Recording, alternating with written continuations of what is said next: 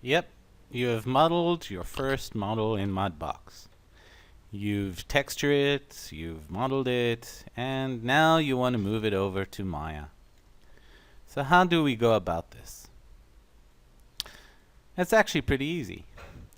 So let's talk about a few things of why move it over to Maya and what are the issues that we'll come across.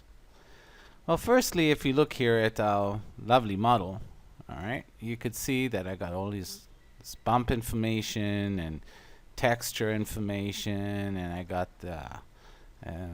all these elements. And if you look carefully, you could see that I have quite a lot of polygons on this mesh. Alright, so if I go to my sculpt mesh, go to my object list here, and I go to my body mesh here, and I open it up, and you see I got 6 levels. Alright, and if I look at how many polygons I got here, I got quite a few polygons here. I got over 2 million polygons going on. This is a very dense mesh. So what is our problem? Our problem is now is to take this mesh and move it over to Maya.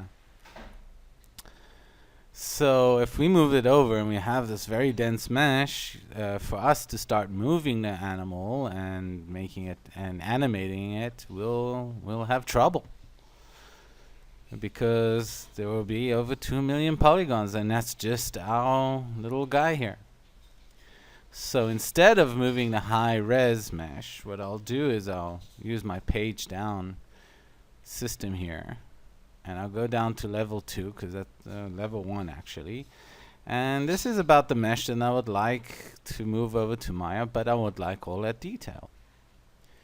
So what I have to do that, to move it over, is actually use something called texture maps. So let me show you some texture maps. Alright, let me just bring this over. And as you can see, here are different types of texture maps. What I've done is I've told Mudbox to record all this information.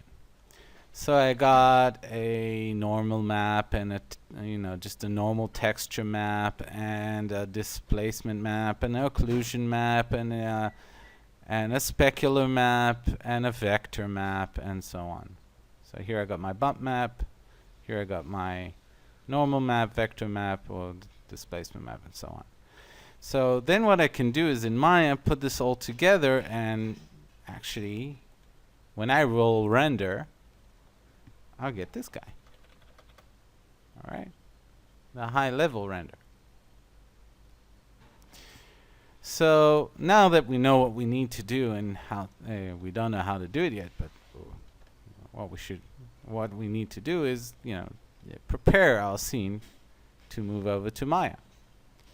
So first thing I want to do is choose this eye here, because I want the opposite eye. I just textured one side, now I want to do the other side, which I usually do. If I have stuff mirrored, I'll just leave the one I need and get rid of all the rest. It's very simple. Firstly, I want to duplicate it, so I'll go to the edit menu and I'll go to duplicate and duplicate it, and then I'll scroll down and look for my duplication here just to change the name.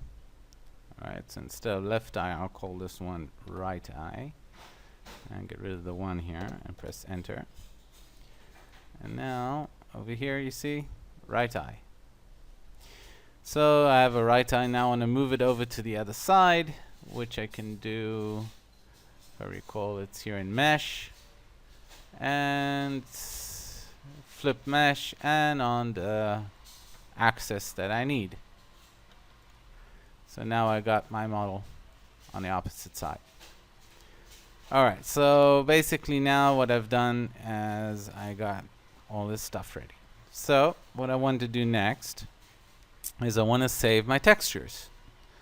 Now technically when I will transfer the scene to Maya, it will move all the textures over. I usually like to work on them in Photoshop and so on beforehand. So what I'll do is this. I'll go to my layers, paint layers, and of course I'll choose my lovely lizard here. And as you see here, I got a lizard, and I could turn off its shading, and you could see it's got a few layers left here, you know, like little things that I fixed separately. Alright? So turn on the colors, and the first thing I want to do is I want to merge these together. So I'll choose the layer I want, and I could go merge visible, and what we'll do is just merge it down to one layer. Alright, I'll turn on my specular map. So I got some speculars. Specular map will actually let things look like it's a little wet. Alright, and I'll turn my incandescent level on. Now incandescent's kind of cool, because if I choose this and just choose a paint layer, and then just take the green color here and just turn on mirroring, and I paint it, this will glow.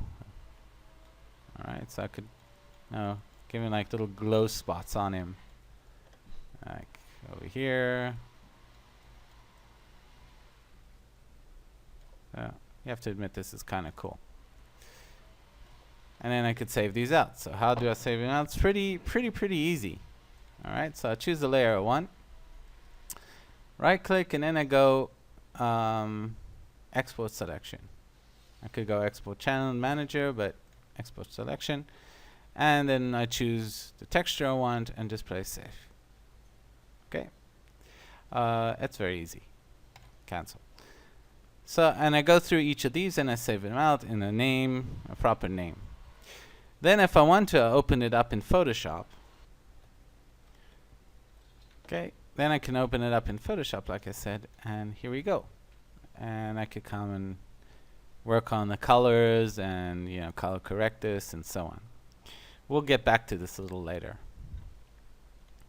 Alright, so basically what I've shown you is how to duplicate an object in Mudbox and how to save out your lovely paint layers. But now I want to actually create my displacement layer, my vector layer, my normal layer, and my occlusion layer. So how do I go about that? So under UV and mapping in Mudbox 2014, in the previous ones it was just called mapping. We'll go down to extract texture maps, and we'll go new options. And what we'll do here is we'll tick off occlusion, vector, displacement, and normal. All four of these. And let's start off with occlusion, because occlusion's the most difficult one to take care of. So what I'm going to do is I'm going to go back to my selection tool. Okay, object. Just choose this guy and then add selection and add selection. Alright, so you'll notice my target mesh will be 0 level 0, and my top mesh will be level 6. Alright, my source mesh. Sometimes what I'll do is I'll change it to 1. Alright, and the reason I do this because I know that in this case when I'll export it, I won't export it out as level 0 but as level 1. Alright, alright, so now it's asking me output a map. So I want it good, I want it best, and now it's asking me subdivision. In this particular case I'll use raycast. Alright, just go best guess and closest to lowest mesh. Alright, this is in this particular case. Now if you're not sure, what you do is just leave your mouse over the icon here and you'll get an explanation what each one of these parameters will let you do. Alright, what it does. So notice just read up about it, you can in the help. Okay, image image properties. Here you basically tell how to create the tiling for your mesh, the quality of it, and if there's any anti-aliasing. So I'm going to leave it in a low quality, otherwise we're going to be here for 2 weeks. Alright, now there's advanced. Now all of these parameters are specifically for the occlusion. Now for these parameters I won't get into it too much here, but you should open the help and look at what each one of these does. I can explain it, but it's better you just use the help to look at it, for the simple reason it actually shows pictures of the level of the displacement you'll get. Again, I think I did 0, 0, 0, 1 and 5 here. Again, I messed around with this quite a bit before I got the correct settings. I think I did something like this. Alright. Just to show you what it turned out to be in the end, let me just find it.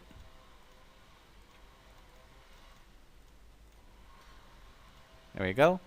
This is what I will aim to get. Alright, something that looks like this. Alright, so I get all this little detail here, and I got, you know, all the detail here, and it's not that I'm not going to create an occlusion map in Maya, but this sort of gives me all little tiny detail, alright, that are like in between the pores and so on. And again, you should mess around with this quite a bit before, you know, getting it done.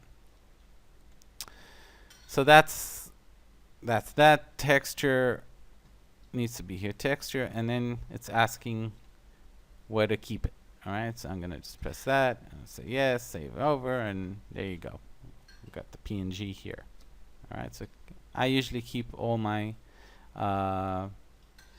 maps as PNGs and OpenEXRs. Alright, so that's the ambient occlusion. The others are easier because there's less stuff to mess with. So let's talk about vector maps. The only thing you need to change here for Maya is object. Alright, object. This is very important. You must change this if you're using vector maps. And of course, save it as an OpenEXR. Alright, vector. Very important. Alright, let's move on down. Displacement map. Again, a lot of these things you should read up on, but displacement map, OpenEXR. Okay, we'll change it to OpenEXR, 32-bit, displacement map, save. Yes. Alright, very important. 32-bit. And that leaves us with the last one, which is the normal map. And normals are very easy. Tangent space, not world space, not object space. Leave it on tangent space. Default, Maya. The size you want. Sometimes I actually bring this up higher. And this one you could actually save as a JPEG or as a PNG. Depends upon what you need. Because there's no... The reason I save it as a JPEG or a PNG is that I don't really need... The only thing, like I was saying, is that you don't have transparency and so on, so you don't need it. So that's basically it. And then once you have chosen it, let me just do this quickly. Alright. You just press export. I'm not going to press because I've already done the work, but it will take a little while and it will export. In the next video, what I'll do is I'll show you how we export it and build everything up in Maya and render it out. So see you in the next video. Good luck.